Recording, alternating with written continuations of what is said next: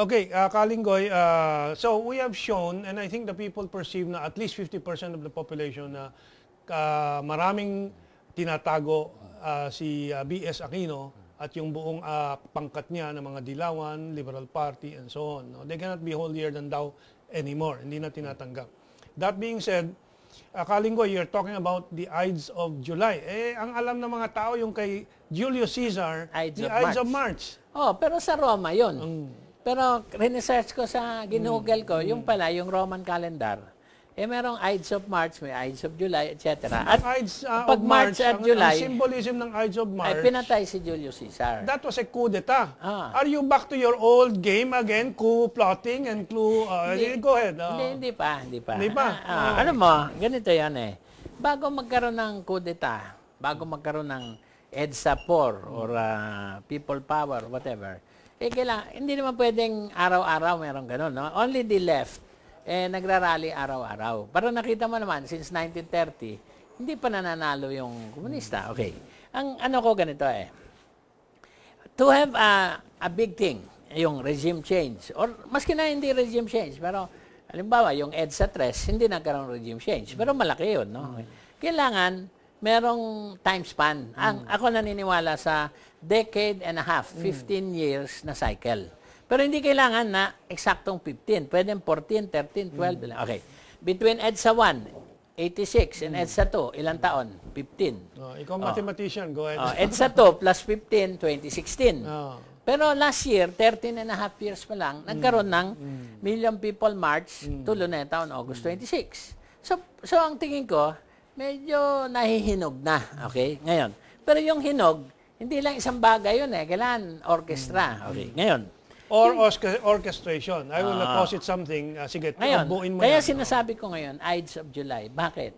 Kasi ganito On Tuesday, July 1, baka magdesisyon na yung Supreme Court on the DAP. Okay.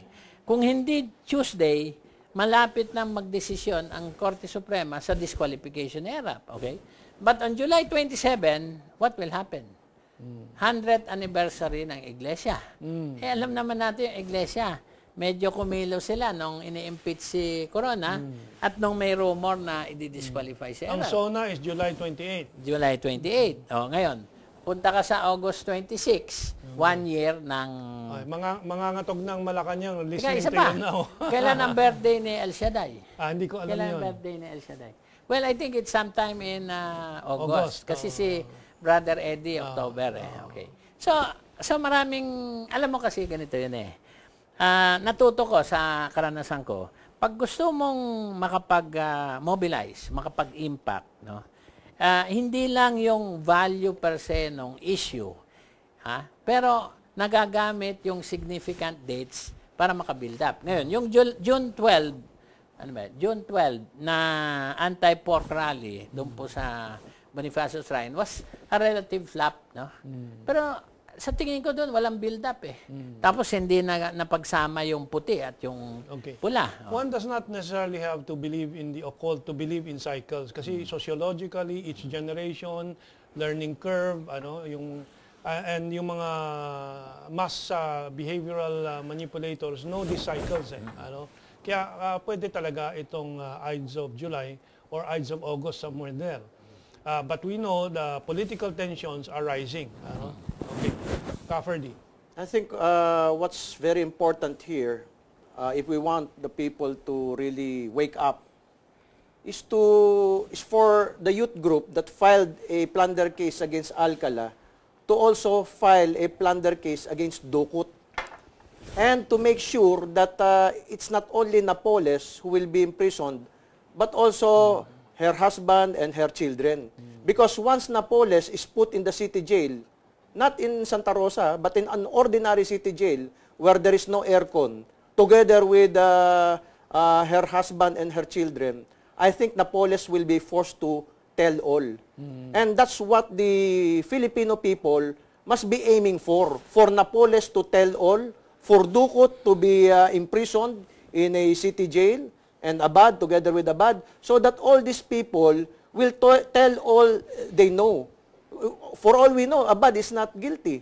He might have just been given some instructions that he cannot afford not to obey. So, Commander-in-Chief ang may kasalanan talaga. Of course, the buck stops here, ika nga. And the evidence of the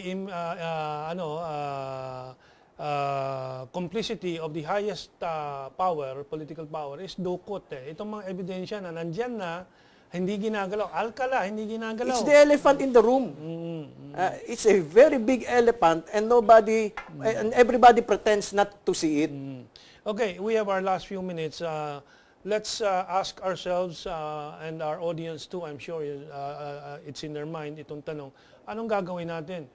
Kung itong matuwid na daan ay baluktod din, at yung pinaniwalaan nila na ang Aquino Cojuangco, mga dilawan, righteous, pero ngayon, nasisira na rin, saan pupunta ang bayan para maayos lahat na to?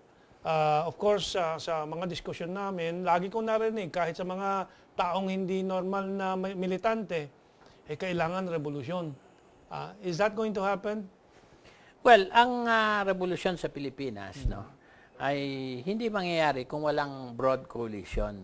Okay. Ang isang naranasan ko nung naki-ERAP tayo at anti-GMA tayo, marami mga puwersa sa elite at sa middle class na kontra kay ERAP. Kaya mahirap ibuo dahil pag hindi mo nabuo, mas malakas pa rin yung incumbent. Ngayon, ang isang maganda during the past year na mayor si ERAP, ang napapalambot ay yung feeling ng middle class na anti-ERAP. Kasi nakita nila, yung ginagawa ni ERAP, yung middle class naman, walang personal loyalties. Yung personal loyalties nasa upper at lower class. Yung middle class, kung ano yung values nila at maibibigay mo yung gusto nila, at isang gusto nila is peace and order. No? At least si ERAP, yung order, if not the peace, medyo he's proving himself. No? So yun ang isang malaking bagay na kailangan yung mga dating kontra kay ERAP, ma-realize nila na nobody can monopolize, yung whether it's revolution or reform or rally. 1 minute to the end. So, Caverdi, wrap up mo. Well, kung ako si ERAP at ako'y matatanggal, hindi naman natin sinasabi matatanggal at baka matanggal. Kung matatanggal ka rin lang, spill the beans na. Ilantad mo na sa tao na ikaw ay, some of us alleges that dinaya siya noong 2010 at hindi pinapakita yung source code up to now. Nakalagay sa batas before the election, the source code shall be released for public scrutiny. This is already 4 years after the election, hindi pa rin nire-release yung source code. Last 30 seconds, kukunin ko na. I see the pattern of the ruling powers balancing. Kunwari, meron silang prosecution ng corrupt and guilty, but they never include everybody in the family para hindi bumulusok talaga. Tulad kay ERAP, pinakawalan si Jinggoy, yung ibang mga pinalampas, tapos nagpardon.